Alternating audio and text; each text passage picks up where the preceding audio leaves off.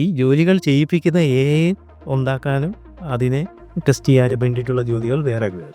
അപ്പോൾ അങ്ങനെയായിരിക്കും ഒരു ലൈഫ് സൈക്കിൾ മാറുക. എഐ ഏറ്റവും കൂടുതൽ ചലഞ്ച് ചെയ്യുന്നത് ചില ബേസിക് ടെസ്റ്റിംഗ് കൺസെപ്റ്റ്സിലാണ്. ഫോർ എക്സാമ്പിൾ, പ്രോഗ്രാമിങ് ചെയ്തിട്ടില്ലാത്ത മാനുവൽ ടെസ്റ്റ് എഞ്ചിനീയേഴ്സിനോ സ്ക്രിപ്റ്റിംഗ് ചെയ്തിട്ടുള്ള ഓട്ടോമേഷൻ എഞ്ചിനീയേഴ്സിനോ ശരിക്കും ഒരു അനുഗ്രഹമാണ്. നിങ്ങൾക്ക് എന്ത് പറഞ്ഞു കൊടുക്കാൻ പറ്റും എന്നുള്ളതാണ് അവിടെ ഏറ്റവും കൂടുതൽ ഇമ്പോർട്ടൻ്റ് ആയിട്ട്. അതായത് റീപ്ലേസ്മെന്റ് ആയിരിക്കില്ല, പകരം ഒരു കോപ്പൈലറ്റ് പോലെ നമുക്കൊപ്പം AI ഉണ്ടാകുമെന്നാണ്.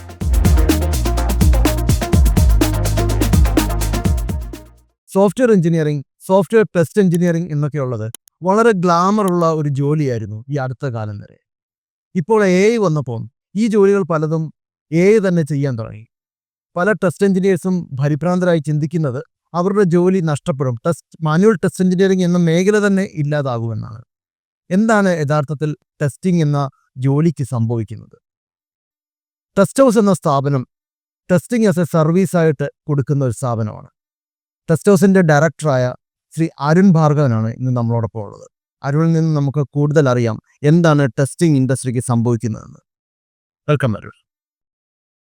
AI ടെസ്റ്റിംഗ് ജോലികൾ ടേക്ക് ഓവർ ചെയ്യുമ്പോൾ ഈ ടെസ്റ്റ് എഞ്ചിനീയേഴ്സിൻ്റെ, പ്രത്യേകിച്ചും മാനുവൽ ടെസ്റ്റ് എഞ്ചിനീയേഴ്സിൻ്റെ ജോലി എത്ര കാലത്തേക്ക് ഉണ്ടാകും എന്നാണ് താങ്കൾ കരുതുന്നത്? ഇത് ഉത്തരം പറയുമ്പോൾ നമ്മൾ കുറച്ചൊന്ന് പുറയിലേക്ക് ആലോചിക്കും. അതായത് ഇപ്പോൾ ഒരു മെയിൻ ഫ്രെയിം കമ്പ്യൂട്ടേഴ്സൊക്കെ ഉണ്ടായിരുന്ന സമയമൊക്കെ എഴുതിക്കൊണ്ടിരുന്ന അസംബ്ലി ലാംഗ്വേജിലൊക്കെ കോഡ് ചെയ്തുകൊണ്ടിരുന്ന ആൾക്കാരുടെ ജോലി പുതിയ ഹൈ ലെവൽ ലാംഗ്വേജസ് വന്നപ്പോൾ മാറി. അത് കഴിഞ്ഞിട്ട് ഇപ്പോൾ മൈക്രോ സർവീസസോ ക്ലൗഡ് പ്ലാറ്റ്ഫോംസോ ഒക്കെ ആയിരുന്ന സമയത്ത് അവരുടെ ജോലി അതിലേക്കും മാറി. അതേപോലൊരു മാറ്റമാണ് ഇപ്പോൾ എയിൽ വരുന്നത്. കുറച്ചും കൂടെ വേഗത്തിലാണ് എന്ന് മാത്രം. അപ്പം ഈ ഒരു സമയത്ത് പുതിയ ടെക്നോളജിയിലേക്ക് ആൾക്കാർ എന്തായാലും മാറിയേ പറ്റത്തുള്ളൂ. അതും നമ്മുടെ ഒരു ചേഞ്ച് എന്ന് പറയുന്നതിൻ്റെ ഭാഗമായിട്ട് വരുന്ന ഒരു മാറ്റമാണ്. ഇപ്പോൾ മാനുവൽ ടെസ്റ്റേഴ്സ് അല്ലെ ഓട്ടോമേഷൻ എഞ്ചിനീയർ എന്ന് പറയുന്ന ജോലി ഒരു എസ്ഡെറ്റ് സോഫ്റ്റ്വെയർ ഡെവലപ്പർ ഇൻ ടെസ്റ്റിംഗ് എന്ന് പറയുന്ന ഒരു ജോലിയായിട്ട് മാറിയിട്ട് തന്നെ കുറച്ച് കാലമായി. അപ്പോൾ അത് എങ്ങനെ AI ഉപയോഗിച്ചുകൊണ്ട് സോഫ്റ്റ്വെയർ ഡെവലപ്മെൻറ്റ് ടെസ്റ്റിംഗ് സോഫ്റ്റ്വെയർ എങ്ങനെ ഉണ്ടാക്കാം എന്നുള്ള ഒരു രീതിയിലേക്കാണ് അത് പതുക്കെ മാറുന്നത്. ഓഫ് കോഴ്സ് അത് പല ഗ്രേഡിലാണ് മാറുന്നത്. എല്ലാ ഇൻഡസ്ട്രി ഒരുമിച്ച് മാറുന്നില്ല. ചില ഇൻഡസ്ട്രിയിൽ ഇപ്പോഴും മാനുവൽ ആക്ടിവിറ്റീസ് നടക്കുന്നുണ്ട്. ഓട്ടോമേഷൻ മെച്യൂർ ആയിട്ടുള്ള ഇൻഡസ്ട്രീസ് ഉണ്ട്. അപ്പം ആ ഓരോ ഇൻഡസ്ട്രി അനുസരിച്ച് ഡെഫിനറ്റ്ലി അത് ചേഞ്ച് ചെയ്ത് വരും. പക്ഷേ ഭാവിയിൽ സംഭവിക്കാൻ പോകുന്നത് ടെസ്റ്റിംഗ് സോഫ്റ്റ്വെയർ എഴുതുക. ഇപ്പം നമ്മൾ ഇൻഡസ്ട്രിയലൈസേഷൻ്റെ ഭാഗമായിട്ട് പറഞ്ഞ മാനുവൽ ലേബർ എന്ന് പറയുന്നത് പലതും നമ്മൾ ഇല്ലാതായി. മെഷീൻസ് ആകുമ്പോൾ പലതും ചെയ്യും. അതേപോലെ AI പലതും ചെയ്യും. പക്ഷേ AI കൊണ്ട് ചെയ്യിപ്പിക്കുക അല്ലെങ്കിൽ എങ്ങനെയാണ് ക്വാളിറ്റി ഉറപ്പുവരുത്തത് എന്നുള്ള ജോലി അപ്പോഴും ഒരു മനുഷ്യൻ ചെയ്യേണ്ടി വരും. അതായത് റീപ്ലേസ്മെന്റ് ആയിരിക്കില്ല, പകരം ഒരു കോപ്പൈലറ്റ് പോലെ നമുക്കൊപ്പം AI ഉണ്ടാകുമെന്നാണ്. അത് കോപ്പൈലറ്റ് എന്നതിനെക്കാട്ടിൽ കൂടുതൽ നമ്മൾ AI കൊണ്ട് നമ്മുടെ കൂടുതൽ ജോലി ചെയ്യിപ്പിക്കുക എന്നുള്ളതാണ്. അപ്പം സംഭവിക്കുന്നത് ഇപ്പം സോഫ്റ്റ്വെയർ വന്നപ്പോൾ പല മാനുവൽ ജോലികളും സോഫ്റ്റ്വെയർ റീപ്ലേസ് ചെയ്തു. അപ്പോൾ ആ സോഫ്റ്റ്വെയർ ഉണ്ടാക്കാനും അത് വാലിഡേറ്റ് ചെയ്യാനുമായിട്ട് പുതിയ കുറേ ജോലികളുണ്ടായി. അതേപോലെ AI അഡാപ്റ്റ് ചെയ്യുമ്പോൾ AI വെച്ചിട്ട് ചെയ്യിക്കുന്ന കുറേ ജോലികൾ വരും. ഈ ജോലികൾ ചെയ്യിപ്പിക്കുന്ന AI ഉണ്ടാക്കാനും അതിനെ ടെസ്റ്റ് ചെയ്യാൻ വേണ്ടിയിട്ടുള്ള ജോലികൾ വേറെ വരും. അപ്പോൾ അങ്ങനെയായിരിക്കും ഒരു ലൈഫ് സൈക്കിൾ മാറുക. ടെസ്റ്റിങ്ങിൽ AI ഇപ്പോഴും എത്തിപ്പെടാത്ത മേഖലകൾ ഏതൊക്കെയാണ്? പ്രത്യേകിച്ചും പറഞ്ഞു കേട്ടുള്ളത് ഈ TV പോലുള്ള ഡിവൈസുകൾ ടെസ്റ്റ് ചെയ്യുന്നതിന് AIക്ക് ഇപ്പോഴും പ്രയാസമുണ്ടെന്നാണ്.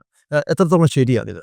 അത് വേറൊരു മേഖലയുമായിട്ട് അല്ലെങ്കിൽ വേറൊരു ഒരു ടെക്നോളജിയുമായിട്ട് കണക്ട് ചെയ്ത് വേണം പറയാൻ. ഓട്ടോമേഷൻ ഏറ്റവും കൂടുതൽ അഡാപ്റ്റ് ചെയ്തിട്ടുള്ള സ്ഥലങ്ങളിൽ AIയുടെ ആപ്ലിക്കേഷൻ കൂടും. പക്ഷെ അത് ഇപ്പം ഈ ഡിവൈസസിൻ്റെ പ്രധാന പ്രശ്നം എന്ന് പറഞ്ഞാൽ ഇപ്പോൾ IoT പോലുള്ള സ്ഥലങ്ങളിൽ പലപ്പോഴും നമുക്ക് ആ ഓട്ടോമേഷൻ കംപ്ലീറ്റ് ആയിട്ടില്ല. അതുകൊണ്ടാണ് അവിടെ അത്തരം കാര്യങ്ങൾ ഉപയോഗിക്കാൻ പറ്റുന്നത്. പക്ഷേ AI ഏറ്റവും കൂടുതൽ ചലഞ്ച് ചെയ്യുന്നത് ചില ബേസിക് ടെസ്റ്റിംഗ് കൺസെപ്റ്റ്സിലാണ്. ഫോർ എക്സാമ്പിൾ, ഇപ്പോൾ ഒരു സെക്യൂരിറ്റി, AIയുടെ സെക്യൂരിറ്റി വാലിഡേഷൻസ് ഇപ്പോഴും AI തന്നെ സെക്യൂരിറ്റി വാലിഡേറ്റ് ചെയ്യുന്ന സിറ്റുവേഷൻസ് ഒന്നും വരവില്ല. അപ്പോൾ അത്തരം കാര്യങ്ങൾ, കംപ്ലൈൻസസ് വരുന്ന റെഗുലേറ്റഡ് ആയിട്ടുള്ള ഇൻഡസ്ട്രീസ്, ആ സ്ഥലങ്ങളിലൊക്കെ AI ഇനിയും കുറച്ചും കൂടെ മെച്യൂർ ആവാനുണ്ട്. അതുവരെ ഡെഫിനറ്റ്ലി അതിനുള്ള സൊല്യൂഷൻസ് ഉണ്ടായി വരും. പക്ഷേ ഇപ്പോൾ AI ഏറ്റവും കൂടുതൽ ഫേസ് ചെയ്യുന്ന ഒരു പ്രോബ്ലം അവിടെയാണ്. ഈ അറിവ് ഉപയോഗിച്ച് ടെസ്റ്റിംഗ് മേഖലയിൽ എന്തെങ്കിലും ഇന്നോവേഷൻസ് കൊണ്ടുവരാൻ ടെസ്റ്റ് ഹൗസ് ഇപ്പോൾ പ്ലാൻ ചെയ്യുന്നുണ്ടോ? ടെസ്റ്റ് ഹൗസിൻ്റെ ഫൗണ്ടർ വൈസ് ചെയർമാൻ സുഖിൻ്റെ ഒരു കൺസെപ്റ്റ് തന്നെ വേണമെങ്കിൽ കടവെടുത്ത് പറയും. ഭാവിയിൽ ടെസ്റ്റിങ്ങിൻ്റെ ഒരു സെറ്റ് ഓഫ് സോഫ്റ്റ്വെയർസ് പ്രൊവൈഡ് ചെയ്യുന്ന ഒരു കമ്പനിയായിട്ടാണ് ടെസ്റ്റ് ഹൗസിനെ അദ്ദേഹം തന്നെ കാണുന്നത്. അപ്പോൾ ആ ഒരു രീതിയിലേക്ക് തന്നെയാണ് ടെസ്റ്റ് ഹൗസും മാറുന്നത്. ഈ കഴിഞ്ഞ 25 വർഷം കൊണ്ട് ടെസ്റ്റ് ഹൗസ് ആർജിച്ച ഒരു അറിവുണ്ട്, ഒരു നോളജ്. ആ നോളജിനെ എങ്ങനെ ഇൻഡസ്ട്രിക്ക് വേണ്ടിയിട്ട് റീപർപ്പസ് ചെയ്യാം, പുതിയ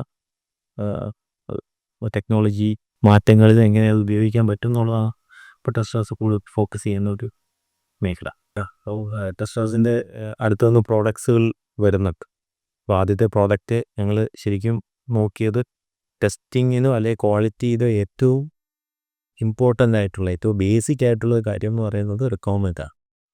റിക്വയർമെൻറ്റ്സ് എങ്ങനെ കംപ്ലീറ്റ് ആക്കാം, എങ്ങനെ സ്ട്രക്ചേർഡ് ആക്കാം, അതിൻ്റെ അക്സെപ്റ്റൻസ് ക്രൈറ്റീരിയ എങ്ങനെ ഉറപ്പിക്കാം എന്ന് പറയുന്ന ആ ഏരിയയിൽ ഫോക്കസ് ചെയ്തുകൊണ്ടാണ് ആദ്യത്തെ പ്രോഡക്റ്റ് വന്നത്. Tumba.ai എന്ന സാസ് പ്ലാറ്റ്ഫോമാണ്.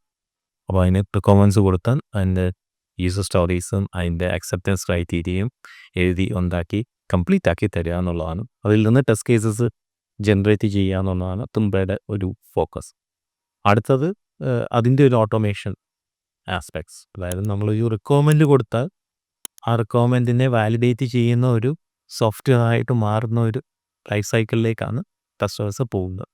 ഇത് കൂടാതെ ഇതിന് എയ്ഡഡ് ആയിട്ടുള്ള സോഫ്റ്റ്വെയർസ്, അതായത് നമുക്കിപ്പോൾ റിപ്പോർട്ട് ജനറേഷന് വേണ്ടിയിട്ടുള്ള സോഫ്റ്റ്വെയർ, അല്ലെങ്കിൽ ഡേറ്റ അനാലിസിസിന് വേണ്ടിയിട്ടുള്ള സോഫ്റ്റ്വെയർ, അങ്ങനത്തെ കാര്യങ്ങൾ കൂടെ വരുന്നുണ്ട്. ഇപ്പോൾ ഒരു റിപ്പോർട്ട് ജനറേഷൻ്റെ കേസ് പറയുകയാണെങ്കിൽ ഇപ്പോൾ ഒരു ട്രാൻസ്ക്രിപ്ഷൻ റിപ്പോർട്ട് ക്രിയേറ്റ് ചെയ്യുന്ന ഒരു സോഫ്റ്റ്വെയറും കൂടെ ഡിപ്ലോയ് ചെയ്തിട്ടുണ്ട്. നമുക്ക് വോയിസ് ഇൻപുട്ട് കൊടുത്തു കഴിഞ്ഞാൽ അതൊരു പ്രീ ഡിഫൈൻ ടെംപ്ലേറ്റിൽ റിപ്പോർട്ടായിട്ട് മാറുന്ന ഒരു സൗണ്ട് റേറ്റ് എന്ന് പറഞ്ഞിട്ടൊരു ആപ്ലിക്കേഷൻ വന്നു.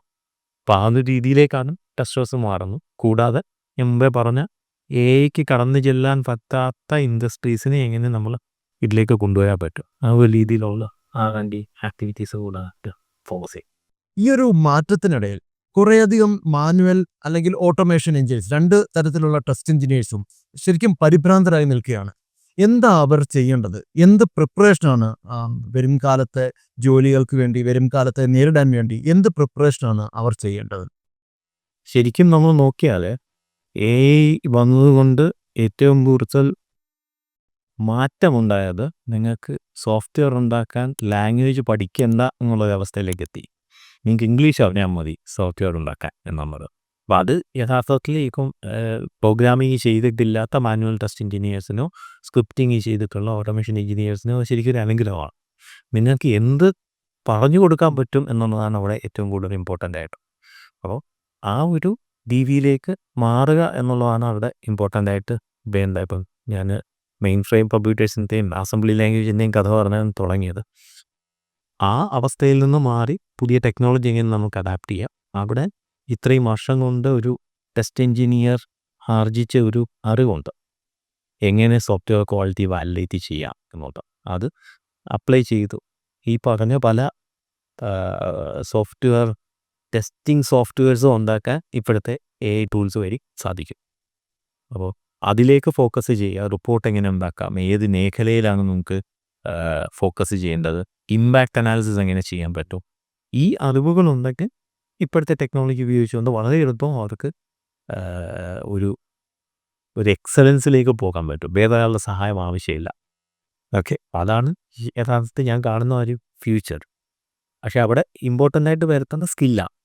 നിങ്ങളെങ്ങനെ നിങ്ങൾക്ക് സ്കില്ലുണ്ടാക്കാൻ പറ്റും, അറിവുണ്ടാക്കുക എന്നുള്ളതല്ല, സ്കില്ലെങ്ങനെ പറ്റാൻ പറ്റും എന്നുള്ളതാണ് യഥാർത്ഥത്തിൽ അവിടെ ഇമ്പോർട്ടൻ്റ് ആയിട്ട്. വളരെ നന്ദി ശ്രീ അരുൺ.